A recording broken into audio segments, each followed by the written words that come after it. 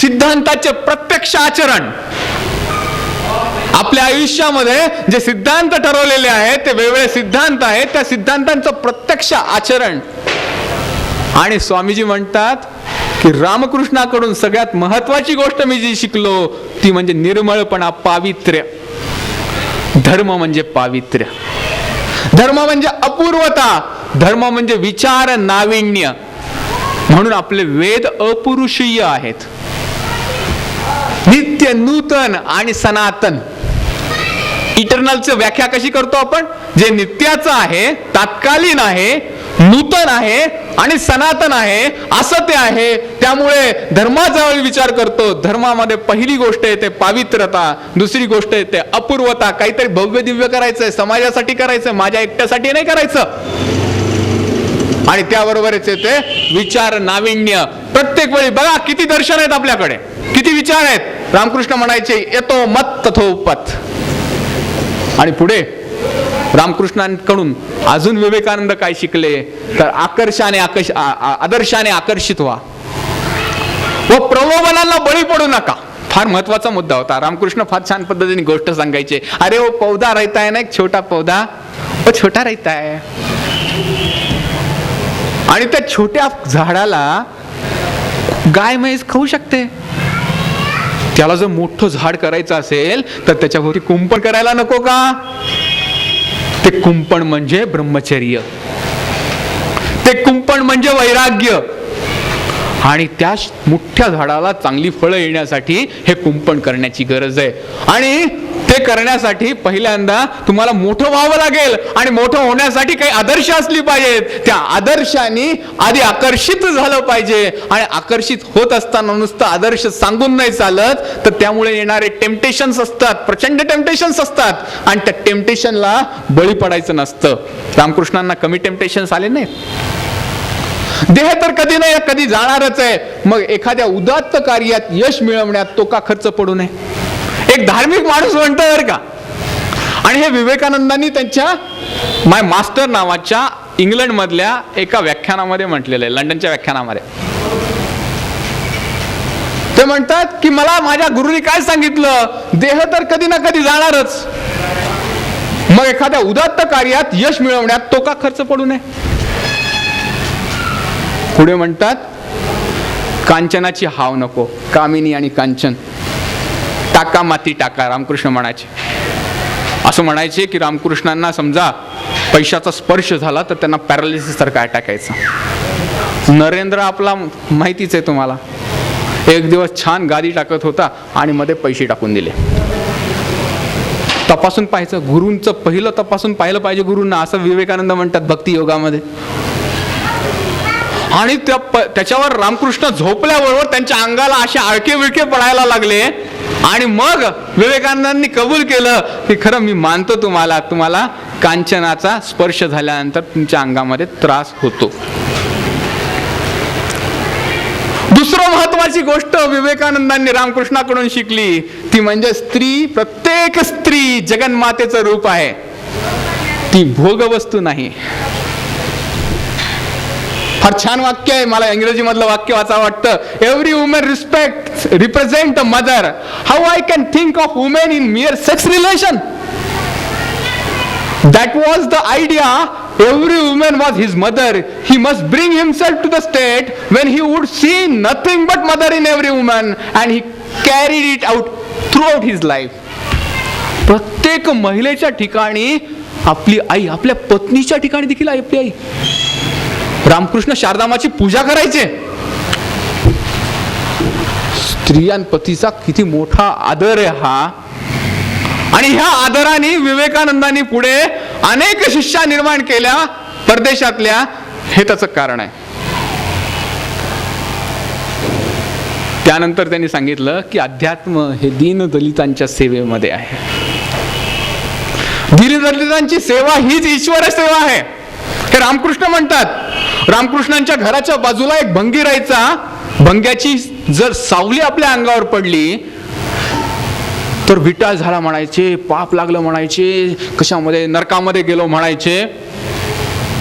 हे रामकृष्ण त्या भंग्याला म्हणायचे मला तुझी सेवा करू दे रे, किती थकला असशील बिचारा. तुझे पाय दाबू का? भंगी म्हणायचा नको नको नको नको. आणि मग रामकृष्ण रात्री भंग्याच्या त्या झोपडीमध्ये जायचे आणि आपल्या वाढलेल्या दाढीने झोपडी साफ करायचे. मी म्हणत नाही, विवेकानंद म्हणतात, त्या पूर्ण खाली लिहिलेलं आहे. त्या भंग्याचे पाय दाबायचे. ते म्हणायचे की खरा ईश्वर तर माझा इथे आहे. माझ्या आईने सांगितलं की ईश्वर इथे आहे, ह्याची सेवा कर. माझी सेवा तुला करता येणार नाही, माझी पूजा झाली की बास झालं, पण तुला दिवसभर पूजा करायची आहे. आणि जर दिवसभर पूजा करायची असेल तर तुला ह्यांची पूजा करावी लागेल. हा फार महत्वाचा संदेश दरिद्री नारायणाचा, हा संदेश रामकृष्णांनी विवेकानंदांना दिला. विवेकानंद म्हणतात, my master taught me this lesson 100 of times, yet I often forget it. मी नेहमी विसरतो. हा मेसेज मला माझ्या गुरुनी नेहमी दिला, पण मी नेहमी विसरतो. काय मेसेज होता? रामकृष्ण काय म्हणतात? विचारांची शक्ती विलक्षण आहे, म्हणून आपले विचार इतरांना देण्याची घाई करू नका. आधी नीट संचय होऊ द्या. आपल्याकडे तर काय आजकाल वक्तृत्व स्पर्धेत भाषण केल्यानंतर लगेच प्रमोद महाजन झालो असं वाटतं लोकांना. आणि दुसऱ्यांना मार्गदर्शन करणं म्हणजे हा आपला जन्मजात हक्क आहे. रामकृष्ण म्हणायचे नाही नाही, विचारांचा संग्रह करा, काही करू नका ते देण्याची. आधी प्रत्यक्ष अनुभूती घ्या, त्याची तपासून पहा, आणि मगच ते दुसऱ्यांना द्या. विविध संप्रदायांमधला समन्वय. आणि ही सगळी संप्रदाय एका सनातन धर्माची भिन्न भिन्न रूप आहेत. फार महत्वाचा मुद्दा होता. त्या काळामध्ये खूप संप्रदाय निर्माण व्हायला लागली होती. आता पण खूप संप्रदाय आहेत, पण रामकृष्ण म्हणले ही सगळी संप्रदाय एकाच धर्माची भिन्न भिन्न रूपे आहेत. विवेकानंदांनी पुढे म्हटले की gathering of all scattered spiritual forces of India is aim of my life. विवेकानंदांचं प्रत्येक कोटेशन इंग्लिश मधलं हे रामकृष्णांच्या कुठल्या तरी विचारांशी देणं घेणं त्याच्याशी. पुढे रामकृष्णांपासून अजून विवेकानंद काय शिकले ते म्हणले, प्रथम चरित्र बनवा. चारित्र्य आधी आध्यात्मिकता कमवा, मग आपोआप लाभ होईल. माणूस हा देहात सिद्ध अवस्था प्राप्त करू शकतो. फार मोठा मुद्दा होता हा, आणि हा जगाच्या दृष्टीने फारच महत्वाचा होता की हा देह ज्यावेळी ईश्वराने आपल्याला दिलाय, निसर्गाने दिलाय, ह्या देहामध्येच आपण पूर्ण अवस्था प्राप्त करू शकतो. देव पाहावयासी गेलो, देव होऊनी राहिलो, असं जे तुकाराम म्हणतात, त्याचं खरं सिद्धांत हे आपण स्वतः ईश्वर स्वरूप होऊ शकतो. विश्वप्रेम. आता विश्वात्मके देवे, आपल्या ज्ञानेश्वरांचं जे म्हणणं होतं तेच रामकृष्णांचं होतं, ते विश्वप्रेम. आणि त्याचबरोबर जगामध्ये सर्वोच्च आदर्श कोणता? नाही धनेन नाही ज्ञानेन, केवळ त्यागेन अमृतत्व मानशी, अशी भारतीय तत्वज्ञान आहे. त्याग हा सर्वोच्च आदर्श. पण विवेकानंदांनी सांगितलं, there are twin ideals of Indian philosophy, Indian life, renunciation and service. आणि ते म्हणतात, the man was the embodiment of renunciation, Ramakrishna. The other idea of his life was intense love for others. The first part of my master's life was spent in acquiring spirituality and the remaining year in distributing it. ज्यावेळी शेवटच्या काळाला त्यावेळी रामकृष्णांनी विवेकानंदांना शक्तिप्राप्त क्रिया केली, त्यावेळी म्हणले, नरेन माझ्याजवळ काहीच राहिलं नाही रे, मी सगळं तुला दिलं. आता आपलं कमवलेलं सगळं देणारा आणि मोक्षाची वाट नको म्हणणारा हा वेगळाच संत होता, हा वेगळाच एक पुजारी होता. अरविंद म्हणतात, ज्या दिवशी विवेकानंदांनी रामकृष्णांना मानलं तो रामकृष्णांचा विजय नव्हता, तो हिंदू परंपरेचा विजय होता, वेदांचा विजय होता, संतांच्या कामाचा विजय होता. एक निरीक्षण माणूस, पण पवित्र माणूस, एखाद्या अतिशय आगलक शिक्षित अशा प्रचंड हुशार माणसाला देखील नतमस्तक करू शकतो. हे केवळ हिंदू धर्मात घडू शकतं. योगी अरविंदांचं हे वाक्य ऐकल्यानंतर माझ्या अंगावर शहारे येतात. आणि असा हा नरेंद्र फुलत होता, बागडत होता. आणि वयाच्या 21व्या वर्षी एक अंधारी रात्र आली आणि त्यांचे वडील जात राहिले. घरामध्ये सुबत्ता होती, चांगली होती, गोष्ट चांगली, सगळे नातेवाईक जवळ यायचे, लोक जवळ यायचे. वडील गेले, संपत्ती गेली, नातेवाईक गेले, सगळे गेले.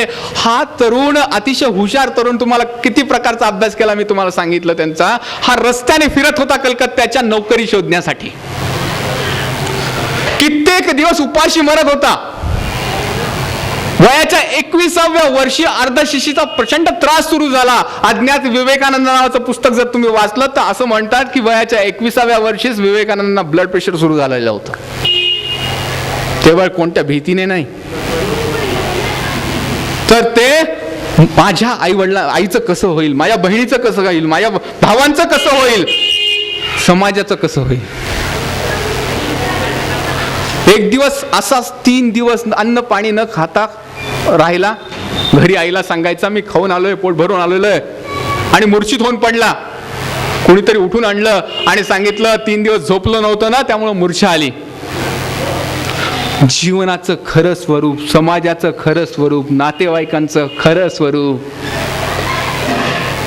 फार जवळून नरेंद्रनी ह्या 1 वर्षात पाहिलं.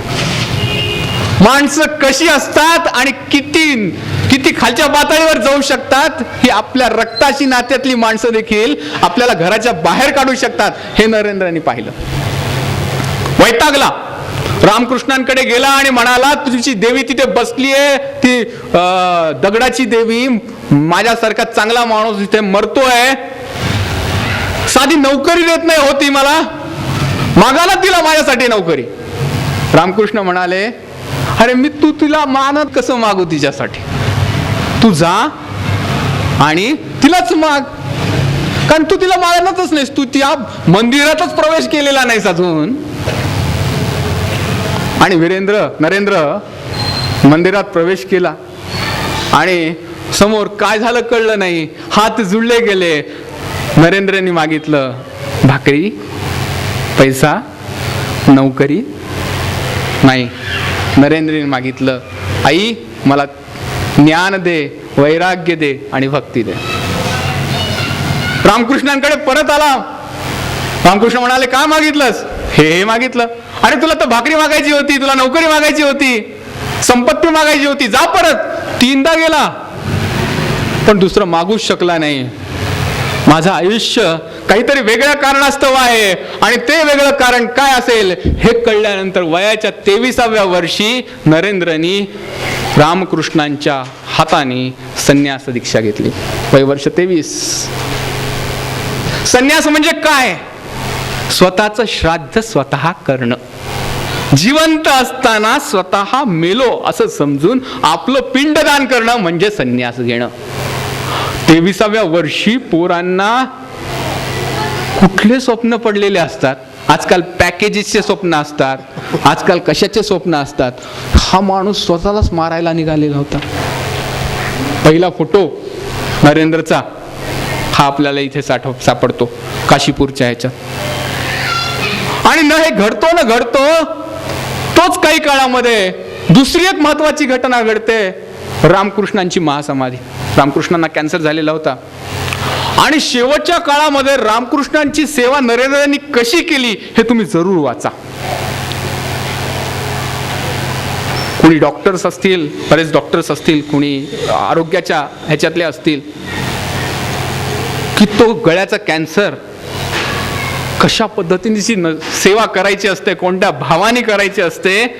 एका अशिक्षित परंतु पवित्र माणसाची सेवा एक तरुणा बांड उच्च शिक्षित करत होता गुरु म्हणून. रामकृष्णांचं देवस्थान झालं. रामकृष्णांनी बऱ्याच गोष्टी विवेकानंदांना दिल्या, नरेंद्रला दिल्या. ध्यान कसं करायचं, समाधीची अवस्था दिली, समाधीची गोडीला चाखवली, पण सांगितलं तुला समाधी परत मिळणार नाही, कुलपाची चावी माझ्याकडे, कारण तुला आईचं काम करायचंय. नरेंद्रला प्रश्न पडला, आईचं काम म्हणजे काय? नरेंद्रच्या आयुष्यामध्ये आई वडिलांनी त्याला चांगले संस्कार दिले, विचार दिले, गुरूंनी त्याला एक वेगळे आदर्श दिले. आता आईची सेवा काय करायची? 2 वर्ष नरेंद्र काशीपूरच्या आश्रमामध्ये राहिला. वयाच्या 25व्या वर्षी विवेकानंदांचं पहिलं चित्र जे अवेलेबल आहे ते पहिलं चित्र. बऱ्याच प्रकारच्या योग साधना केल्या, बऱ्याच प्रकारचं वाचन केलं, बऱ्याच प्रकारचं चिंतन केलं, बुद्ध धर्म वाचला, महावीरांचा धर्म वाचला, सगळ्यांचा धर्म वाचला, पण मनाची अस्वस्थता काही जाईना. मला आईचं काम करायचं म्हणजे नेमकं काय करायचंय हे अस्वस्थ करत होता. नरेंद्रला काही सुचत नव्हतं. आणि अचानक नरेंद्रच्या आयुष्यात चौथी महत्वाची जी गोष्ट आहे किंवा व्यक्ती आहे, मी व्यक्ती म्हणत नाही, पण अशी जो कोणी आहे जिने विवेकानंदांना घडवलं, पहिली त्यांची आई, वडील, गुरु, आणि खरं विवेकानंदांना घडवलं, नरेंद्राचा विवेकानंद घडवला तो आपल्या भारत मातेने. खरा विवेकानंद बनण्याचा नरेंद्र एखादा स्वामी झाला असता, एखादा योगी झाला असता, पण स्वामी विवेकानंद झाला नसता. आणि मग काय झालं? 1888 मध्ये विवेकानंद आपल्या मोठ्या आईच्या कुशीमध्ये रांगायला लागला. 1888च्या डिसेंबरच्या शेवटच्या महिन्यामध्ये गाजीपूरच्या महालातून बाहेर पडून, आश्रमातून बाहेर पडून आईची सेवा म्हणजे काय ह्या शोधण्यासाठी आईच्याच अंगावर तो रांगत होता. अनेक ठिकाणी फिरत होता. मुद्दाम मी तो मार्ग काढलाय परिक्रमेचा. जवळपास 5 वर्ष 1888 ते 1893 पर्यंत विवेकानंद फिरत होते. 5 वर्ष आई त्यांना शिकवत होती. बनारसला गेले, बनारसच्या आईच्या माकडांनी शिकवलं. बनारसला जेवण करत होते, माकडं तिथे आले, माकडं त्यांच्या मागे लागले, विवेकानंद पुढे पळायला लागलेत, माकडं त्याच्या पाठीमागे पळायला लागलेत. एक म्हातारा म्हणाला, अरे कशा फेस द ब्रूट्स. आणि विवेकानंद माघारी झाले आणि त्यांनी माकडांकडे जायला लागले, माकडं पुढे, विवेकानंद मागे.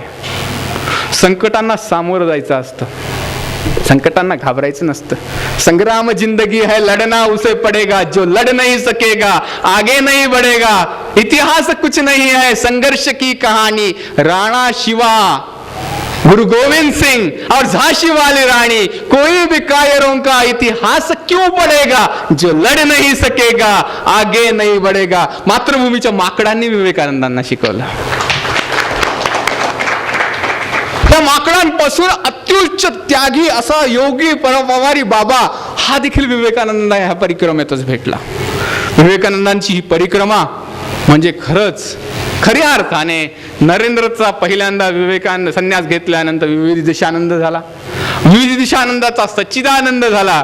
आणि हा सच्चिदानंद विविध प्रवास करत असताना अनेक ठिकाणी फिरला. आणि सगळ्यात पहिला शिष्य विवेकानंदांचा जो स्वामी शारदानंद ह्या परिक्रमेत झाला. खेत्रीचा राजा अमरसिंग ह्या याच्यातच त्यांना भेटला. आणि एका त्या दरबारामध्ये एक नृत्यांगना गाणं गाणार होती. स्वामीजी म्हणले, मी संन्यासी, मी कसं नृत्यांगनाचं गाणं गाऊ, ऐकू. थोडेसे कच्चे होते. त्या नृत्यांगनाने गाणं म्हणायला सुरुवात केली, प्रभू मेरे अवगुण चित न करो. मीराबाईंचं गाणं. विवेकानंद अस्वस्थ झाले आणि सरळ महालात जाऊन त्या बाईचे पाय पकडले आणि म्हणले, माते मी चुकलो. माझ्या गुरुनी जे सांगितलं, प्रत्येक जननी ही जगन्माता असते, मी काहीतरी वेगळं समजलं तुला, पण तू मला सांगितलंस. पुढे सोमनाथला गेले. आणि सोमनाथला गेल्यानंतर सोमनाथची दुर्दशा पाहिली आणि पाहिलं की आपला इतका मोठा वैभवशाली इतिहास ह्या गजनीने कसा तोडलाय. तो चित्र पाहिल्यानंतर आपणही अस्वस्थ होतो. वल्लभबाईंनी त्याचं रिनोव्हेशन केलं, पण खरं चित्र कसं होतं हे पाहिल्यानंतर अस्वस्थ झाले नरेंद्र. ह्याच काळामध्ये गुजरातमध्ये श्यामजी कृष्ण वर्मांच्या घरी ते राहिले 10 दिवस. आणि ते आधुनिक क्रांतिकारकाचे जनक आपले बोस नावाचं त्यांचं गाव आहे पोरबंदरच्या जवळ. खास श्यामजी कृष्ण वर्मा परत आले त्यांना भेटण्यासाठी. पोरबंदरला राहिले, पोरबंदरमध्ये शिकले. राजस्थान आणि गुजरात आणि कच्छच्या वाळवंटामधल्या गरिबांची तळमळ पाहिली. झोपडीमध्ये राहिले, कित्येक काळ उपाशी राहिले. एका ठिकाणी 3 दिवस विवेकानंद बोलत होते. कोणी त्यांना म्हणत नव्हतं तुम्ही जेवलात का. एक तिथला बाजूचा सांभार आला आणि तो म्हणला, महाराज तुम्ही सकाळपासून संध्याकाळपर्यंत सारखं बोलत राहता, 1 दिवस राहता, 2 दिवस राहता, 3 दिवस राहता, तुम्ही जेवण केलंय का. ते म्हणले, खरंच मला खूप भूक लागली आहे, मला देतोस का जेवायला. पण मी चांभार आहे, मी कसं देऊ. अरे तुझ्यामध्ये पण देव आहे, तू माझ्यासारखाच आहेस. सांभाराचं अन्न पहिल्यांदा विवेकानंदांनी खाल्लं. विवेकानंदांना नाव विवेकानंद हे गुजरातच्या राजाने दिलं. विवेकानंदांनी स्वतः ग्रहण केलेलं नाव नाहीये ते, भारत मातेच्या एका पुत्राने त्याला दिलेली ती पदवी आहे. तू खरंच विवेक आहेस आणि आनंद पण आहेस. नुसता विवेक फार ओबडझोबड असतो, पण त्याच्यात आनंद टाकला की एक प्रज्वलित ज्वालाशिखा निर्माण होते. पुढे बालगंगाधर टिळकांबरोबर 10 दिवस राहिले.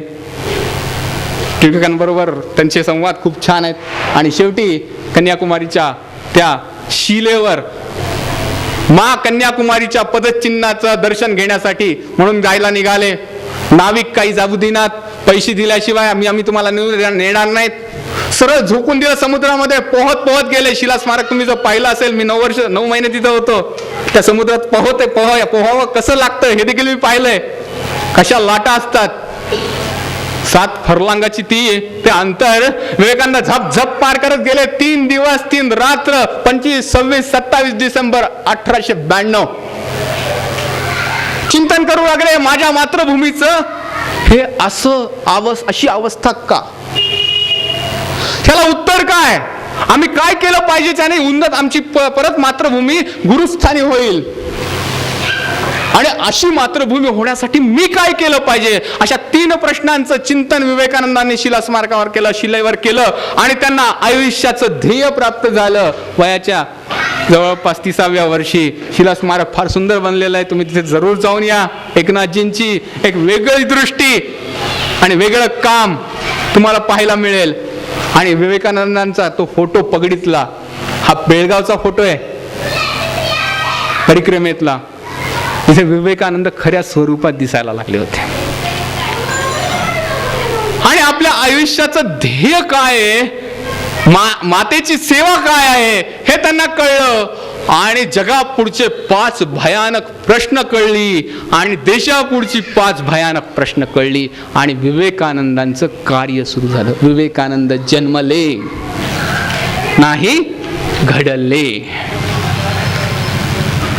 12 जानेवारी 1863 ते 25, 26, 27 डिसेंबर 1892 ह्या काळात विवेकानंद घडत होते. आणि विवेकानंद घडले शिला स्मारकावर.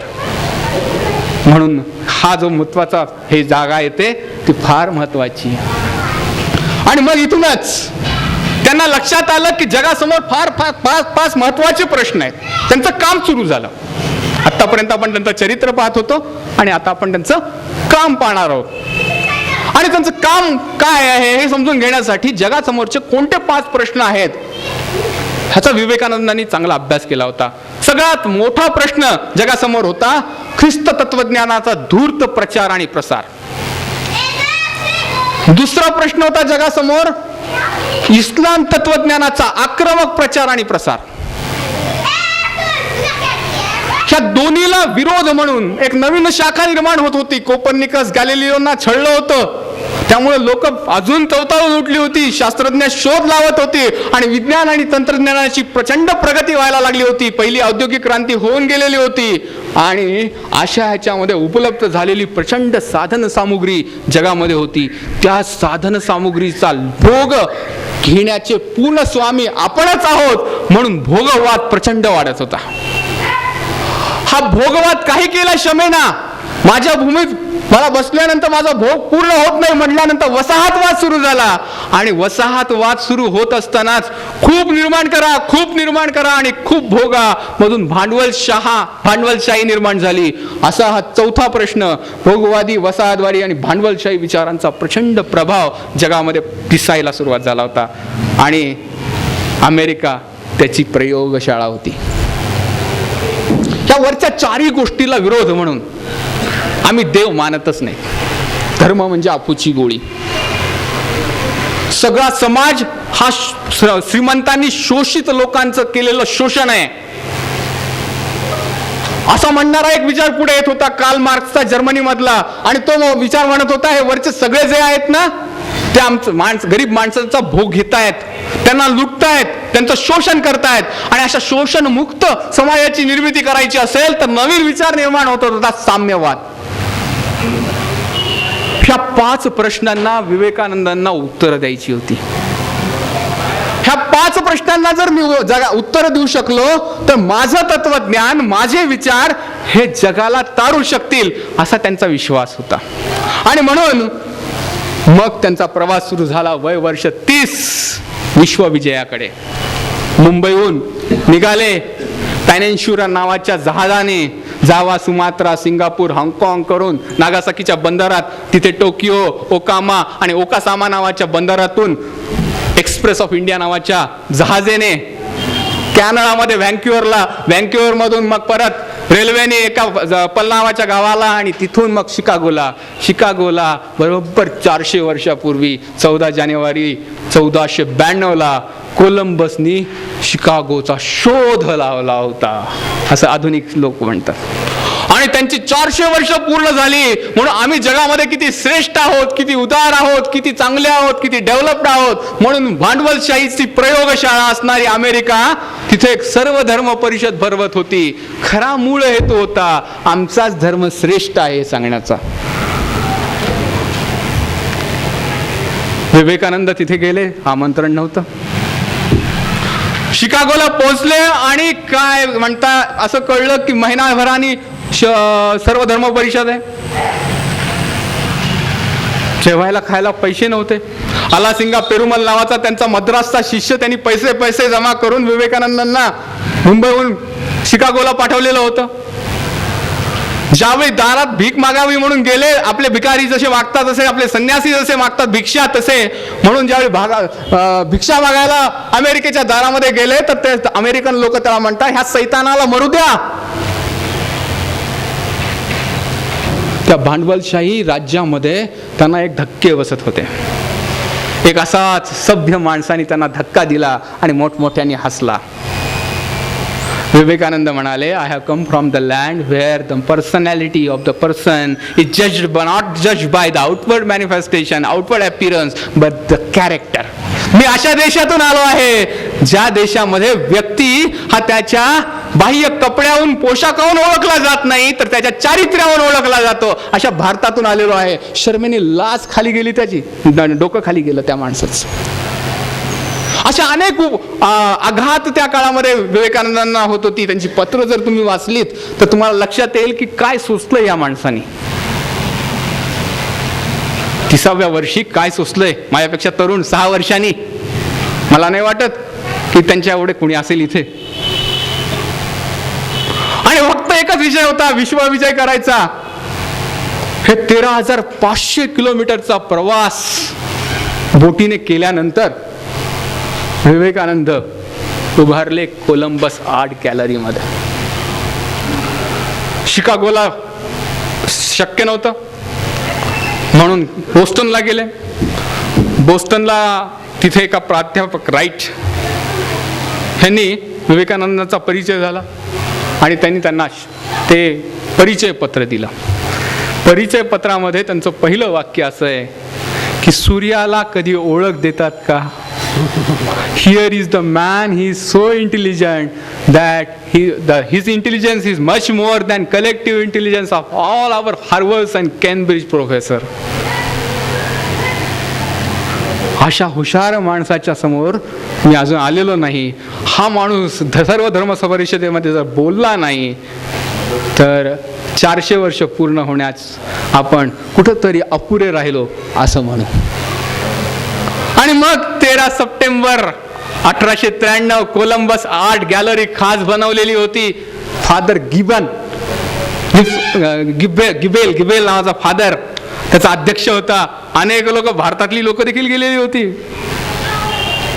आणि विवेकानंद उठले, पुढे बोलायची गरज नाही, sisters and brothers of America. आणि त्यांनी 5 प्रश्नांना उत्तरं द्यायला सुरू केली जगामधल्या. पहिला उत्तर दिलं, ख्रिस्त तत्वज्ञान म्हणत होता तुम्ही पापी आहात, तुमचा उद्धार करायचा असेल तर तुमचा बाप्तिस्मा झाला पाहिजे, आणि जर बाप्तिस्मा झाला तरच तुमचा उद्धार होऊ शकतो. इस्लाम तत्वज्ञान म्हणत होतं की तुम्ही जर अल्लाह कबूल नाही केला तर तुम्ही काफिर आहे, असल्या काफिराला कापून टाकणं, त्याच्याशिवाय तुमच्या आयुष्याचं ध्येय काहीच नाही. ह्या तत्वज्ञानाला विवेकानंद म्हणाले, ईश्वराचे पुत्र तुम्ही, अमृताचे अधिकारी, पवित्र पूर्ण तुम्ही, या मर्त्यभूमीवरील देव तुम्ही पापी, अशक्य मानवाला पापी म्हणणेच महापाप होय. It is sin to call sinner. अरे जरा मरण रहित सिंहासचे छावे आहात तुम्ही, तुम्ही शिळा नाही आहेत.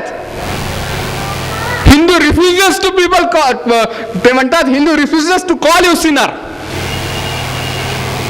पहिलाच धक्का होता. आणि मग पुढे विवेकानंद म्हणतात, you Christian who are so full of sending out missionaries to save the soul of heathen, why do you not try to save their bodies from starvation. तुम्ही ख्रिश्चनांना, तुम्हाला मिशनरीज भारतात पाठवायची फार हौस आहे ना, तुम्ही देवाचे भक्त ना, तुम्ही उद्धार करताना त्या लोकांचे, आमचे खितपत पटलेल्या भावंडांना भूक भागवण्यासाठी अन्न का वाढवत नाही. मोठी मोठी चर्चा गरज आहे अन्न. आमचा भिकारी देखील धर्मासाठी दान दे म्हणतो, एखादा अभंग म्हणून दान मागतो. आम्हा धर्म is not crying need of us. आमची गरज आहे अन्न. आणि तुम्हाला काय द्यायचं, आम्हाला धर्म द्यायचा आहे. We have abundant of religion, we don't want religion. त्यातच पुढे गेले. हे सगळं अमेरिकेत घडत होतं बरं का, शिकागो मध्ये घडत होतं, पहिल्या धर्म परिषदेत घडत होतं. समोर एकही हिंदू नव्हता. मला आता बोलते म्हणून ठीक आहे.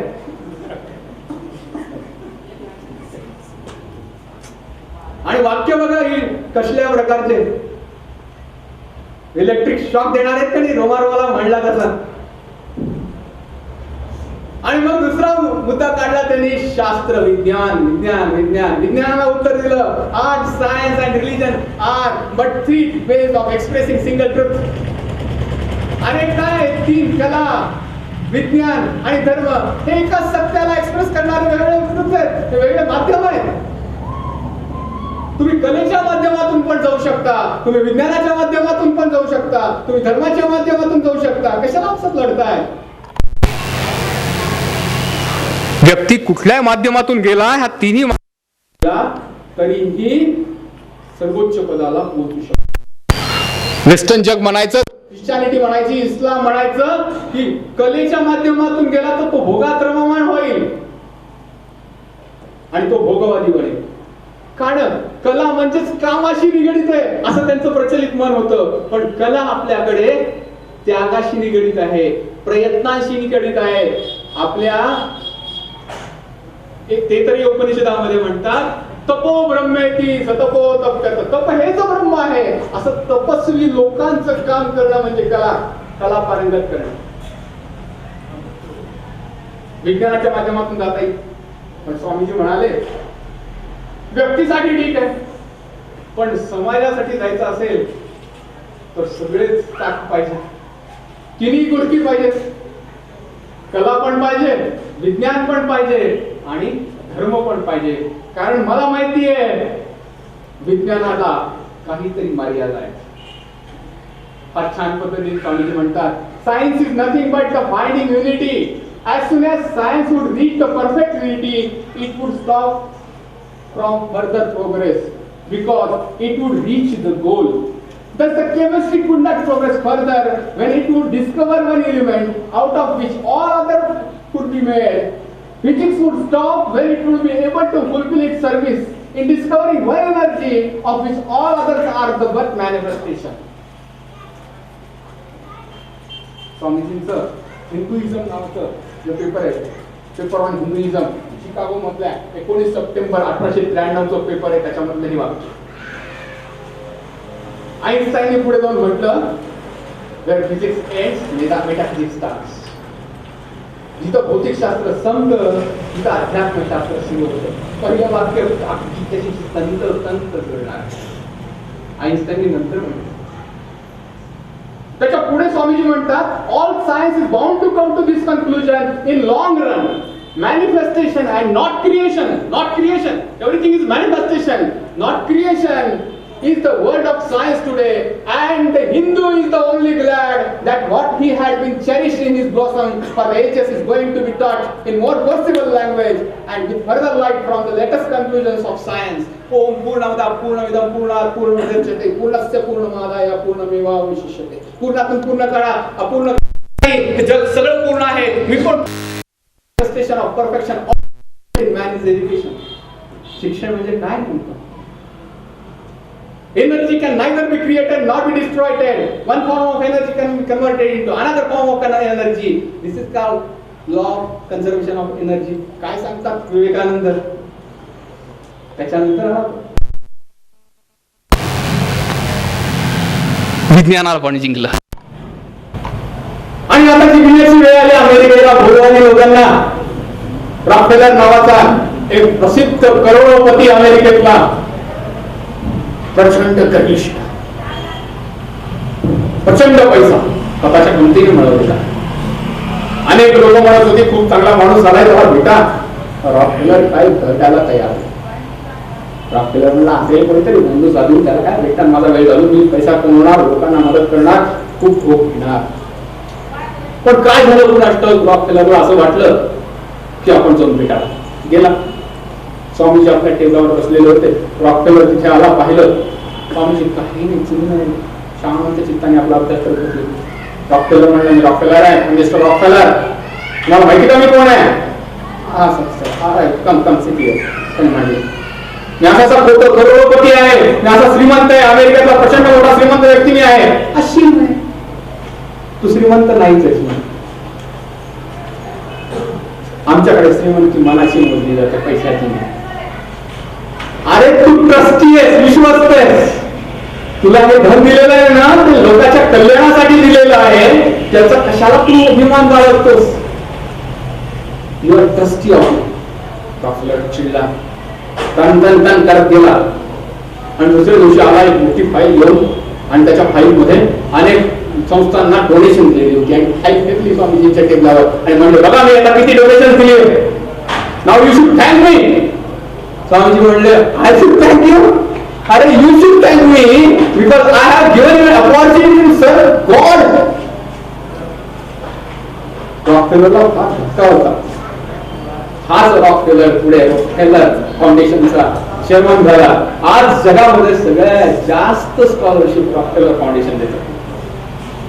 त्या रॉकफेलरच्या भूगर्भातून समाजाकडे नेणारा आपले विवेकानंद होते. वय वर्ष 30, 31, 33, 33 वर्ष. ते म्हणाले, हीच सर्विस पोटेन्शियल डिवाइन. प्रत्येक आत्मा हा एक अव्यक्त ब्रह्म आहे. The goal is to manifest this divinity. आपला आयुष्याचं ध्येय काय? ते दिव्यत्वाचं प्रगटीकरण करणं. Do this either by worship, psychic control or philosophy. त्याच्या आधी ते म्हणतात, the goal is to manifest this divinity by controlling nature externally and internally. भांडवलशाही समाजाला दिलेला फार महत्वाचा सल्ला होता. तुम्हाला करायला शिका. देवाला जो बृहस्पतीने सल्ला दिला होता काय, द राक्षस गेले, माणूस गेला आणि देव पण गेले. देवाला सल्ला दिला बृहस्पतीने, दम करा. अमेरिका देवत्वाचीच भूमी होती खरं पाहता, प्रचंड श्रीमंती. स्वामीजींनी सांगितलं, संयमशी control nature internally as well as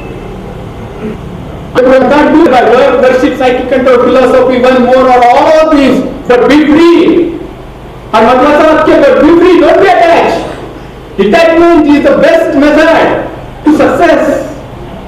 आणि पुढे फार भयानक वाक्य मला असं वाटतं विवेकानंदांच्या आयुष्यातलं एक संन्यासी असं म्हणतो, तो म्हणतात books, forms, temples and rituals are but secondary details.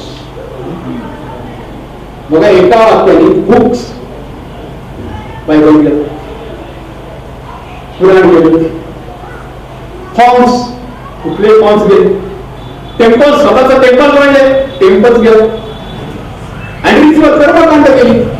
They are secondary details. दुनियामध्ये आध्यात्मिकतेमध्ये controlling nature internally and externally हे सगळ्यात महत्वाचं आहे. And to be free it is important. भगवान समाजाला दिलेला हा फार मोठा सल्ला होता. आणि म्हणूनच पुढे विवेकानंदांचे अनेक शिष्य पाश्चिमात्य शिष्य झाले. त्याच काळामध्ये जर्मनीचा कार्ल मार्क्सचा उदय झालेला होता आणि जर्मनी तत्वज्ञान वाढत होतं शोषणमुक्त समाजाला. स्वामीजी म्हणाले आय एम सोशलिस्ट. स्वामीजी म्हणतात ज्योती बसू आता म्हणतात समाजवाद आउटडेटेड झाला. पण त्यावेळी स्वामीजी म्हणायचे आय एम सोशलिस्ट. ते पुढे म्हणायचे वेस्टर्न मॅन इज इंडिव्हिज्युअलिस्ट.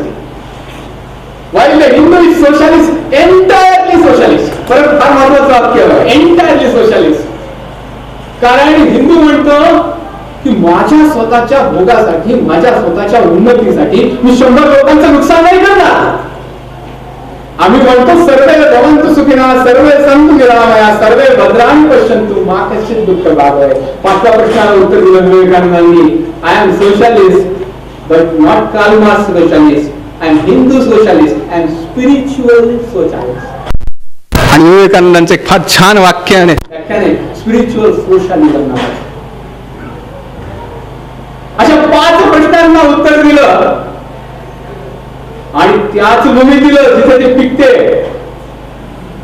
आणि मग विवेकानंद फिरायला सुरुवात झाली. काही फोटोग्राफ मुद्दाम आपण पाहू. हे जर फोटोग्राफ आपण पाहिले नाही आणि त्यांना वंदन जर नाही केलं तर ही विवेकानंदांची देणगी आपल्याला मिळाली नसती. पहिला फोटोग्राफ आहे तो कॅथरीन एल्बर्ट सेंटबोर्डचा. ही पहिली महिला जिने विवेकानंदांना आपल्या घरामध्ये स्थान दिलं. प्रिझिव्हेटिव्ह नावाचं घर होतं, त्या घरामध्ये तिने स्थान दिलं. पहिल्यांदा तिला स्थान दिल्यानंतर सन्मान दिला.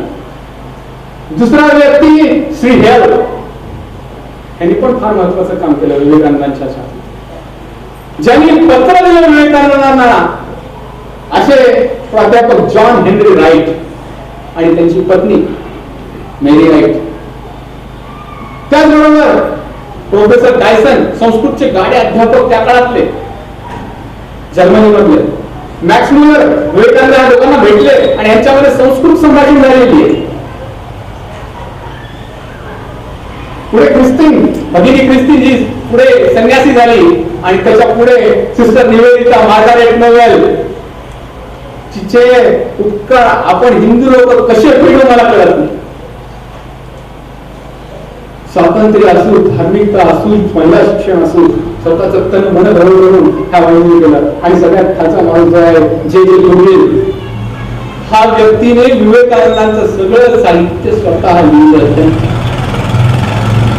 उत्तम स्टेनो होता आणि प्रत्येक व्याख्यान अतिशय उत्कृष्ट पद्धतीने लिहिलं. पुढे स्वामीजींचा शिष्य झाला स्वामी कृपानंद नावाचा.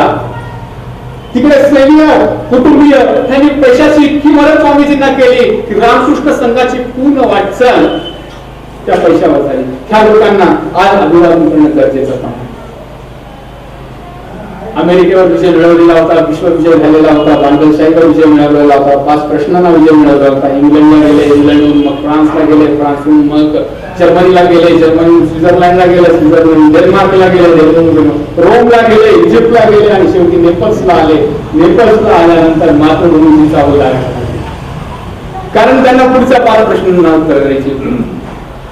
आता जगाच्या 5 प्रश्नांना त्यांनी उत्तर दिली होती, आता आईच्या 5 प्रश्नांना उत्तर द्यायची. आणि नेपाळहून त्यांचं जहाज निघालं 30 डिसेंबर 1896 ला आणि कोलंबोला तर पोहोचलं 15 जानेवारी 1897 ला. एका विदेशी पत्रकाराने विवेकानंदांना विचारलं की तुम्ही इतका देश फिरून आलात, आता तुम्हाला तुमच्या देशाबद्दल काय वाटतं? आता माझ्या भूमीमधला कण आणि कण मला ईश्वरी समान आहे. त्या वाक्यामध्ये विवेकानंदांनी उद्गारले आणि त्याचबरोबर कोलंबोच्या जमिनीवरची माती त्यांनी उचलली आहे आपल्या डोक्यात. आता त्यांचं काम होतं की ह्या मातृभूमीसाठी काहीतरी करायचं आणि ते काम होतं. वयाच्या 34व्या वर्षी विवेकानंद म्हणाले भारत जगद्गुरू झाला पाहिजे. स्वामीजींचं वाक्य आहे, मी थोडं नंतर घेतो. स्वामीजींचं एक वाक्य पुढे मी तुम्हाला सांगणार होतो. भारताचं ध्येय होता. स्वामीजी कोलंबोला आले आणि ते म्हणाले I will now bombard our society like a bomb. आणि भारतातल्या 5 प्रश्नांना जे त्यांना शिलास्मारकावर म्हणजे किल्ल्यावरच कळली होती, पण त्या बाबतीत अतिशय अग्राची भूमिका बाह्य जगतामध्ये जाऊन आल्यानंतर त्यांना कळली होती. ती भूमिका होती सगळ्यात महत्वाचं कारण भारताच्या अवनतीचं धर्माला आलेली ग्लानी आणि वाढती अंधश्रद्धा. दुसरं समाजातील निष्क्रियता. तिसरं गुलामगिरी, 700 वर्षाची मुस्लिमांची गुलामगिरी आणि 200 वर्षांची जवळपास इंग्रजांची गुलामगिरी. आणि त्यामुळे निर्माण झालेलं अंधानुकरण. हा धर्मच चांगला आहे मग तोच घेऊ, ह्यात पोशाख चांगला आहे तो, ही चालीरीती चांगली तेच घेऊ. जातीयता व महिलांप्रतीचा अनादर, प्रचंड जातीयता आणि समाजधारकांचा वाढता बोलबाला. पेव फुटलं होतं समाज. विवेकानंदांना ह्या 5 प्रश्नांना उत्तर द्यायची होती आणि पहिल्या प्रश्नाला उत्तर द्यायला सुरुवात केली त्यांनी. We must go out, we must conquer the world through our spirituality. ते म्हणाले आता आपल्याला जग जिंकायचं आहे आणि जग जिंकायचं असेल तर we have to conquer the world through our spirituality and philosophy. There is no other alternative. We must do it or die. The only condition of national life, of awakened and vigorous national life, is the conquest of the world by Indian thought. जग जिंकायचं आहे आपल्याला आणि विचारांनी जिंकायचं आहे. कोणत्या काळात? 1997ला 15 जानेवारी 1897, 100 वर्षापूर्वी. हा ज्यावेळी आपण गुलामगिरीत होतो, हा माणूस म्हणतो आपल्याला जग जिंकायचं आहे आणि तो पुढे म्हणतो we speak many things like parrot. आपण पोपटासाठी बोलणारे झालो, नुसतं पोपटपंची करतो आपण. खरं सांगू का म्हणतो की आपल्या खऱ्या ह्या दुर्बलतेचं खरं मूळ काय, आपल्या निष्क्रियतेचं खरं मूळ काय, तर आपली फिजिकल विकनेस, शारीरिक दुर्बलता is 1/3 cause of our all weaknesses. Swamiji म्हणाले शक्ती कमवा. आणि त्यांच्यावर पुढचं वाक्य धर्मासाठी महत्वाचं आहे का माहित नाही मला, पण he said it is better to read Bhagavad Gita it is better to play on football than to read Bhagavad Gita, because you can understand Bhagavad Gita better on football ground. Only person with strong biceps and triceps and healthy body, he can achieve, he can realize the Chakravarti कृष्णाच message. ते म्हणतात जे सुकुमार आहेत, शक्तिपूर्ण आहेत, आरोग्यपूर्ण आहेत आणि कुशाग्र बुद्धियुक्त आहेत, तोच ईश्वराला प्रिय आहेत. असेच गुण तुम्ही संपादन करा. There is nothing place for miracles in their spirituality. Miracles has nothing to do with spirituality. पुढे ते फार जबरदस्त वाक्य म्हणतात वाढती अंधश्रद्धाला. I would rather see everyone of you rank atheist. तुम्ही निरीश्वरवादी झालेलं चालेल, नास्तिक झालेलं चालेल, पण अंधश्रद्धाळू मूर्ख झालेलं मला चालणार नाही. कारण अंधश्रद्धा हा एक रोग आहे. तो आपल्या मेंदूला नासवतो आणि एकट्याच्या मेंदूचा नासवत नाही, तर तो नासवलेला मेंदू अनेक लोकांना नासवतो आणि त्याच्याने समाजच विध्वंसाकडे जातो. समाजाच्या निष्क्रियतेला त्यांनी उत्तर दिलं sign of life is strength growth, the sign of death is weakness. अभी आधी स्वतःवर विश्वास ठेवा. मूडवर धैर्यशील व्यक्ती सर्व जगताला हलवून सोडतील. आम्हाला भावनोत्कट अंतःकरण संशोधन करणारी बुद्धी आणि काम करणारे मजबूत मनगट हवे आहे. असेच गुण तुम्ही संपादन करा. एक एक फायरी वाक्य कोलंबो पासून आल्मोरापर्यंत विवेकानंद म्हणत होते. गुलामगिरी बाबतीत ते म्हणतात, फार रेव्होल्युशनरी वाक्य. ते म्हणतात, take up one idea, make that one idea to your life, think of it, dream of it, live on that idea. Your brain, muscles, nerves, every part of your body should think of that idea. This is the way to success. And what idea should be that? Vivekananda म्हणतात, कोणती idea असली पाहिजे आपल्या आयुष्यासमोर? Forget all god and goddesses for coming 50 year. फेब्रुवारी महिन्यातल्या 1897ला मद्रासच्या ट्रिप्लिकंट मध्ये केलेलं भाषण. Forget all god and goddesses एक संन्यासी म्हणतोय, एक आध्यात्मिक क्षेत्रातला माणूस म्हणतोय, धर्माचा प्रतिनिधी म्हणतोय. Forget all god and goddesses for coming 50 year because they are near for the sake of बुन्स.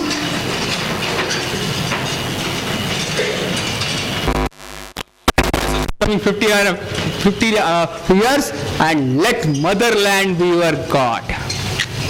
मातृभूमी हे तुमचं आराध्य दैवत असं समजा, तिचीच पूजा करा. ते म्हणतात की सर्वत्र तिचे पाय आहेत, सर्वत्र तिचे डोळे आहेत, सर्वत्र तिचे हात आहेत, सर्वत्र तिचे कार आहेत. शी इज अ स्वरूपा ऑफ विराट. आपल्याकडे ईश्वराची रचना विराटाची केलेली आहे. त्या विराटाचीच पूजा करा. But how to worship her? कशी पूजा करा? You have to worship her with the flowers and those flowers should be untouch, unsmell, blossom youth. आणि स्वामीजी पुढे म्हणतात, जीवन पुष्प चढाने निकले माता के चरणों में. तुमचं आयुष्यच मातृभूमीसाठी द्या. कसला विचार आहे हा! वयाच्या 34व्या वर्षी हा माणूस हा विचार करू शकतो. मला 36व्या वर्षी गेल्यानंतर देखील हा विचार पचवताना त्रास होतो. कसला भयानक विचार असेल. जातीयता आणि महिलांच्या बाबतीतच्या प्रश्नाला त्यांनी उत्तर दिलं, देअर आर 3 मेन क्राईम्स. अतिशय महापाप आहेत भारताचे. कोणते 3 महापाप आहेत? त्यातले 2 महापाप आहेत, स्त्रियांना दिलेली हलकी वागणूक आणि जातीयता. बिनधास्तपणे म्हणतात स्वामीजी. उच्चवर्णीयांना म्हणतात ते की बास झाला आता, तुमचे भोगायचे दिवस संपले. Now real India will come. Real India lies in huts, hills, forest and villages that will rule the country. कशाला भांडता जाती जातीमध्ये? ते म्हणतात, therefore my friends, it is not use fighting amongst the caste. What good will it will do? It will divide us all more, weaken us all more, degrade us all more. The days of exclusive privilege and exclusive claims are gone forever for the soil of India. The future of India मधलं हे वाक्य. बदल घडवणाऱ्या संघटना पाहिल्या होत्या. त्यांनी पहिलाच प्रश्न विचारला, चरित्र बनवणारी एखादी संघटना आहे का हो? त्याला दसरा उजाडावा लागला. त्याला डॉक्टर हेडगेवार यावे लागले. बराच काळ लागला. चरित्र घडवणारी, चांगले माणसं घडवणारी कुठली संस्था आहे का हो? ती खरी समाज सुधारणा. अरे 6 रुपयासाठी आपल्या आईबापाचे नरडे कापणारे आपली तपली जमात. किती मुस्लिम शिपाई आले होते भारतामध्ये? 7 वर्षामध्ये 7 कोटी मुस्लिम झाले. स्वामीजी म्हणतात, अरे 100 वर्षामध्ये किती इंग्रज शिपाई आले होते? 2 कोटी ख्रिश्चन झाले. कशामुळे घडलं हे सगळं? ह्या काही सुधारणा आहेत का? खऱ्या सुधारणा करायचं असेल तर आपल्याला जगाकडे पाहिलं पाहिजे, विचार केला पाहिजे, आधुनिकातली आधुनिक गोष्टी घेतल्या पाहिजेत. पण खरा विकास जर करायचा असेल तर only one method is there. Swamiji शेवटी म्हणतात, education, education and education alone is the only method for the development. आणि विवेकानंदाचा शैक्षणिक विषय दृष्टिकोन, नवीन सिद्धांत मांडला गेला. Each soul is potentially divine तर आहेच आहेत. तो what is education? Education means the manifestation of perfection already present in man. शिक्षण हा एक समाज सुधारणेचा सगळ्यात चांगला माध्यम आहे. आणि शिक्षणाबरोबरच दुसरी महत्वाची गोष्ट विवेकानंदांना सांगितली ती म्हणजे therefore to make the great future in India the whole secret lies in organization, accumulation of power, coordination of will. संघटना, शिक्षण आणि संघटना हे दोनच असे हत्यार आहेत ज्यांनी समाज बदलू शकेल.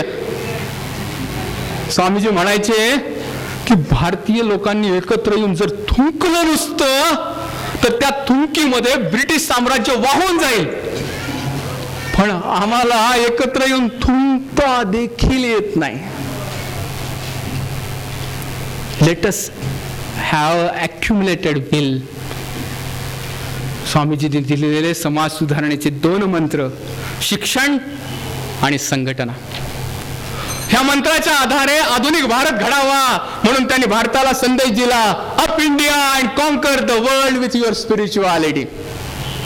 उठ भारता उठ आणि कॉन्कर द वर्ल्ड, जगाला जिंक तुझ्या स्पिरिच्युअलिटीच्या साह्याने, तुझ्या अध्यात्माच्या साह्याने. तुझ्यासाठी 2 मार्ग सांगितलेले आहेत, शिक्षण आणि संघटना. देहाला शेवटी कुठेतरी शेवट असतो.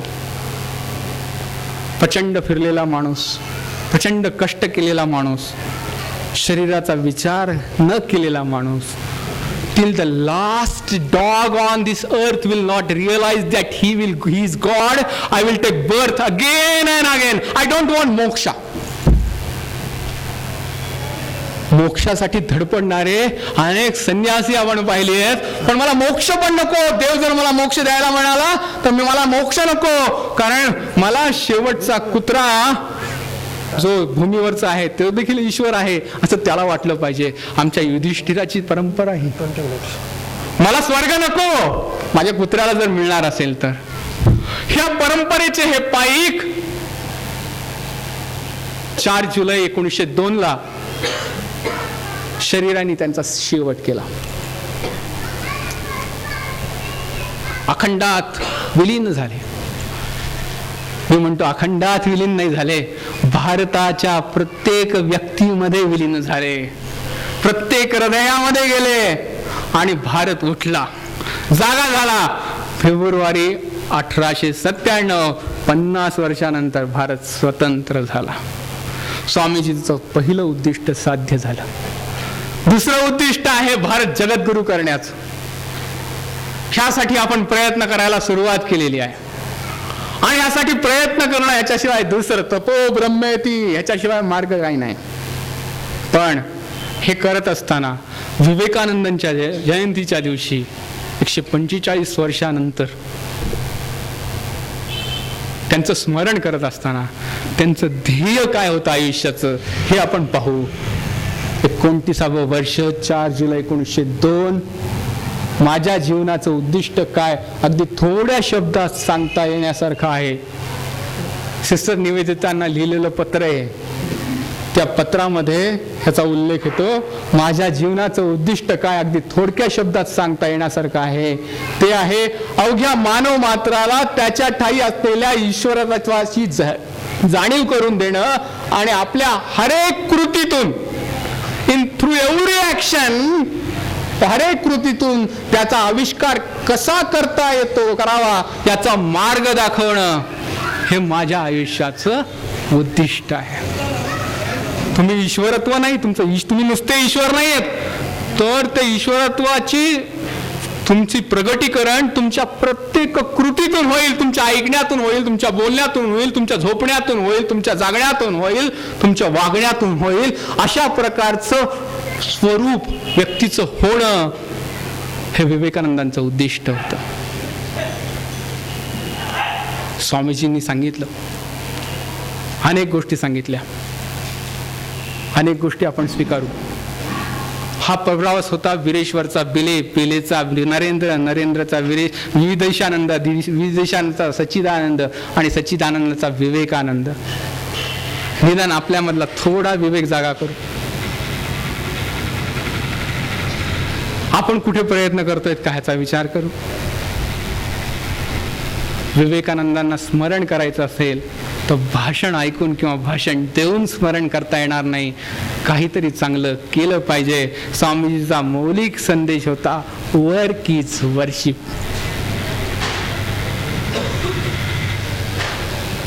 नाही कश्चित क्षणमपि जाती तिष्ठत्य कर्मकुत. भगवद्गीतेत सांगितलंय. आणि भगवद्गीतेत दुसरा एक श्लोक आहे, यस्मान्नो द्विजते लोको लोकांनो द्विजते चयाः. जो न लोकास कंटाळे लोक न कंटाळती तया. असा व्यक्ती, असा असामान्य नरेंद्र घडवण्याची परंपरा, प्रक्रिया ह्या विवेकानंद संस्थान संस्कार केंद्रामध्ये सुरू व्हावी, ह्यासाठी माझ्या अनेक शुभेच्छा. माझी फक्त आपल्याला एकच विनंती आहे की विवेकानंदांचं रुग्णालय इथे आहे, विवेकानंदांचं संस्कार केंद्र इथे आहे, विवेकानंदांच्या विचारांवर आयुष्य घालवणारी माणसं इथं आहेत, विवेकानंदांच्या विचारांचं अभ्यास केंद्र जिथे विवेकानंदांच्या विचारांवर PhD देखील व्हावी, असं केंद्राचं लातूर पॅटर्न लातूरमध्ये घडावा, अशी शुभेच्छा देतो आणि धन्यवाद. धन्यवाद प्रसादजी.